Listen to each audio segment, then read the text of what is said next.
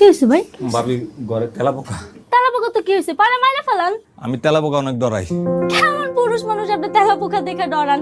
এই যে আপনার তেলাপোকা মাইরা দিছি, ঘরে যান। ভাবি পরে তেলাপোকা দেখলে কিন্তু আপনারা ডাকবেন। আগে বাজার থেকে তেলাপোকা মরার ওষুধ কিনে আনেন, তারপর যদি না হয় আমি দেখতাছি। এরপর ঘর থেকে বাইরানোর সময় ঢোকার সময় খেয়াল করতাম ভাবি আমার দিকে কেমনে জানি তাকাইয়া থাকে। তার তাকানোর মধ্যে কিছু যে একটা আছে, কিছু যে একটা বলতে চায়, সেইটা আমি অনেক দিন চিন্তা ভাবনা করে বুঝছি। বাসায় ফেরার সময় আমার জন্য কিছু ফল নিয়ে আসতে পারবেন? আপনার ভাই তো রাতে কাজ, সারা রাত ডিউটি করে আর সারা দিন ঘুমায়।